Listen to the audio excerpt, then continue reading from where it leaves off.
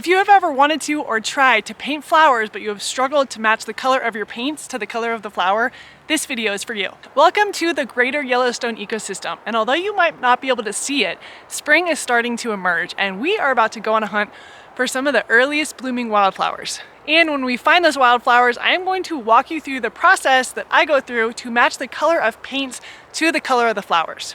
Now, I am a watercolorist, but the process that we're gonna go through to match colors is the same for any pigment-based mediums. So if you paint with acrylics or oils, the process is pretty much gonna be the same for you too. So stick around because you're definitely gonna learn something about colors. Now, this video is the first in a whole series I'm going to do where I'm gonna do just that, where I'm gonna help you and walk you through my process of matching your paint colors to the colors of flowers that we find. All right, let's go look for some flowers.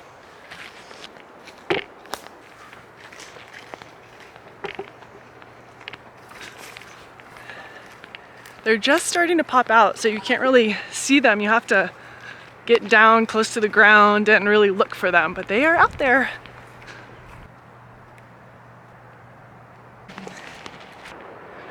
I found some of the flowers in the shade, but I definitely want to do this in the sun, so I'm looking for a sunny spot. There's one right there. Nice. Oh yeah, starting to pop off. I'm looking for one with really nice big petals.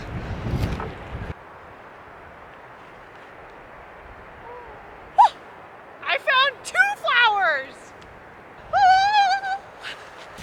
I'm so excited because I actually found 2 flowers. I just thought that buttercups were blooming, but the kittentails are too! So the reason I wanted to create this series of videos is because so many aspiring artists, or I'm not an artist type artists, really want to have a painting practice, but whenever they go to paint, their colors just turn to mud, and the color part itself can be really frustrated and make you feel really defeated and give up. A lot of people spend time on technique, but if you don't understand color, your technique is totally useless. Oh, I forgot to introduce myself. My name is Julian Sinclair, and it is so good to meet you.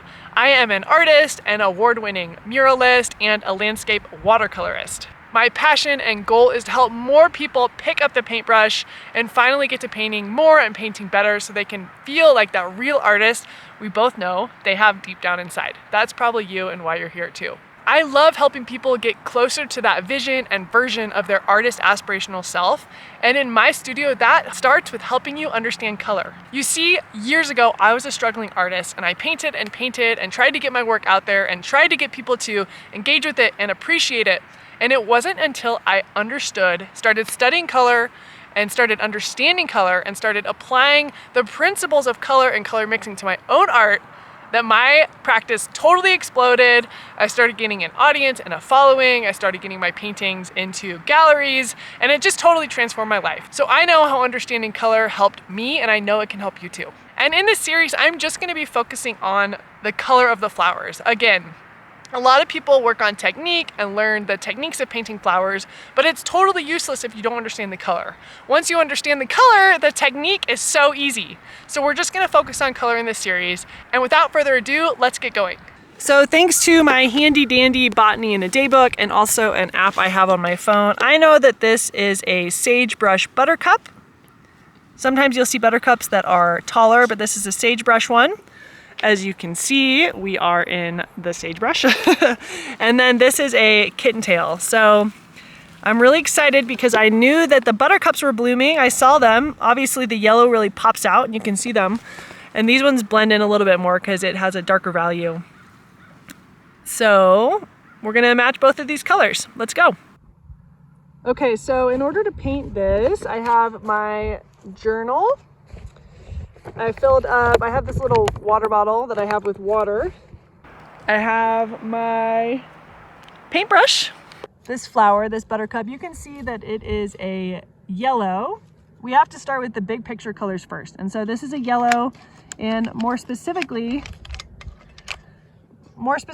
it is a cool yellow. So a cool yellow is one that has some green in it. And you can see that this is also a yellow. This is a Naples yellow, and that is not the right yellow. And this is gamboge, and gamboge is also a yellow, but you can see that that is not the right yellow. So we're gonna go big picture here, and we're gonna start with the Hansa yellow. One of the challenges with painting outside is that you will get a little bit of mucky stuff in your paints, but that's okay. That just comes along with being in nature. So we just have to embrace that. If you've ever seen watercolorists get their paints a little bit wet before they paint, that's because they are activating their paints. So if you just get your watercolors wet a little bit for like 30 seconds, even up to a minute, you're going to be able to get so much more pigment out of there. And if you don't do that and just try to paint right away, your paints are going to be way too watery. And this is one of the main struggles I hear with people painting watercolor. So we're going to get this a little bit wet, and we're going to just let it sit for a second. And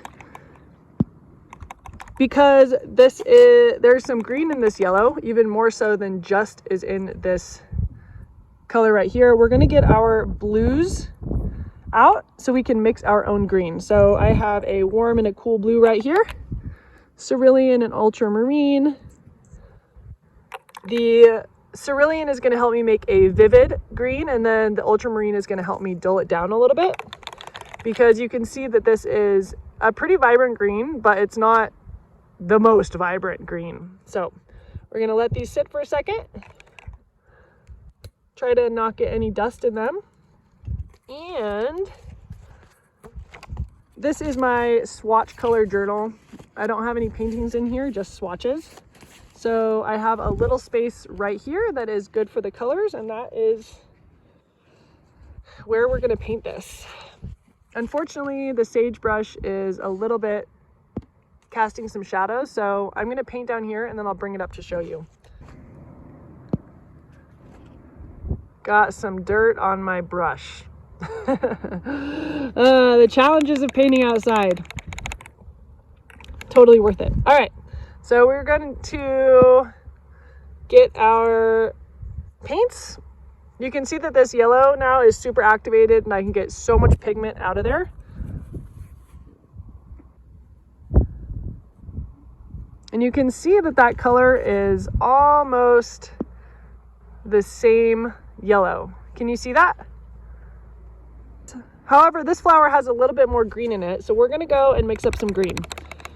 We're going to do that over here. And we are going to get some of this yellow on here.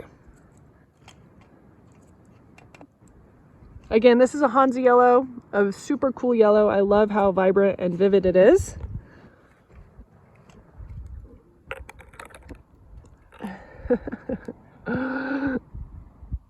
And nature. Okay. Having a conflict with my paints. They want to just go and be one with the dirt, but okay. So I'm going to mix a little bit of cerulean up with this. And you can see that it's going to be a super, super vivid green. But you can see that oops, that is too bright. We don't want that color. That's too bright. So we're going to dull it down a little bit. Add some of this ultramarine in here. And you can see how that dulls it down.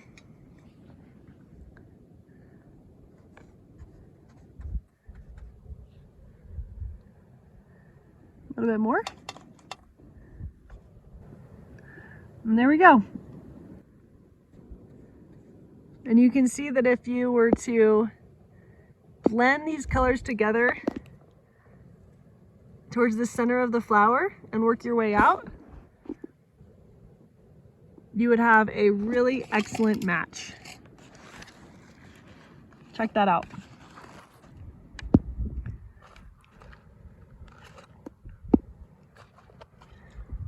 So obviously this color that we just painted is the color of the flower when it's in the light. We're not going to do the shadows right now, but I did just want to point out that you can see how reflective it is, and if I were to try to paint that, I would probably just get a little bit of white gouache and dab it on where that reflection is. All right, so now let's do the Kittentails.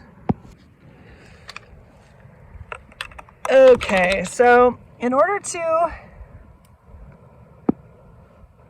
match this color, We're gonna start with a big picture color, and you can see that it is a pretty vibrant purple. So I wanna use a cool red. So this is Carmine Red.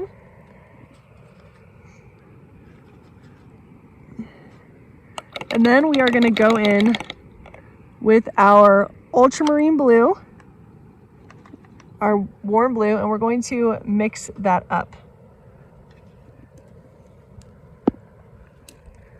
And you can see, I probably need to add a little bit more of this in here. That's a little bit too red, so we're gonna go back. And you can see that just with those two colors, no premix tubes necessary, we pretty much have a match. Can you see that? This is not a super vibrant purple, and it's also not a super dull purple. It's kind of somewhere in the middle. So we can achieve that with just this carmine red and our ultramarine.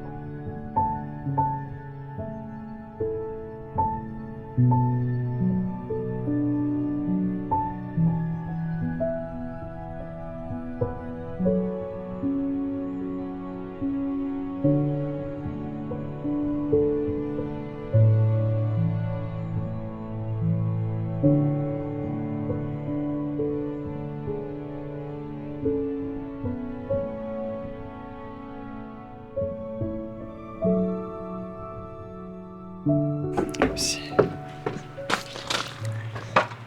So let's go see if this is a match.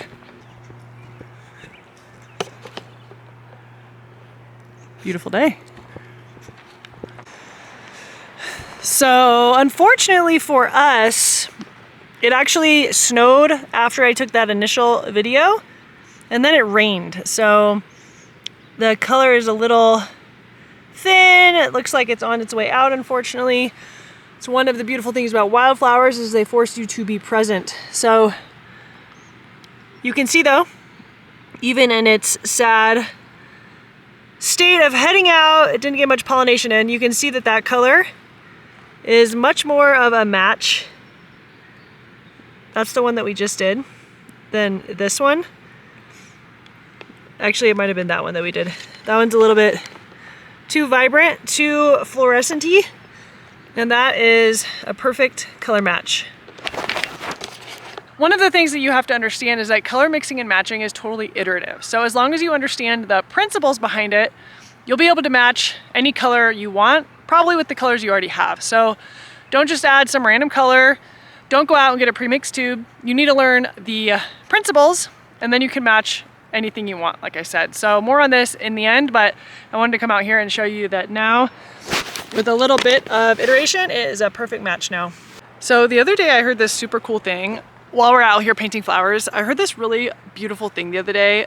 This guy was asking a florist how to make his how to make his flowers last longer. Should I put sugar in it? Should I put salt in it? Should I put a penny in it? What should I do to keep these flowers longer? And the florist stopped him and said, flowers are not supposed to last. They are supposed to help you live in the present moment and appreciate the present moment for what it is. And I love that. So these wildflowers, these buttercups are already on their way out, but I'm so grateful that we got to appreciate them together and really just revel in their beauty while they were here, because they're so short-lived and they just force us to live in the present moment. Thank you so much for spending time with me today. I really hope you enjoyed that video and walking through the steps of color matching wildflowers out in the field. Again, the information you learned today is applicable to any pigment-based mediums, not just watercolor. If you really want to paint more and paint better, then you have to understand colors. If you struggle with color mixing and matching and find yourself mixing muddy colors a lot, you might be interested in my free color mixing workshop. The link is in the description below, and you can head on over there and you will learn some really quick secrets and hacks to becoming a color mixing master. Thanks again for spending this time with me. I really look forward to seeing you in the next video where we match the next wildflower that pops out. See you there.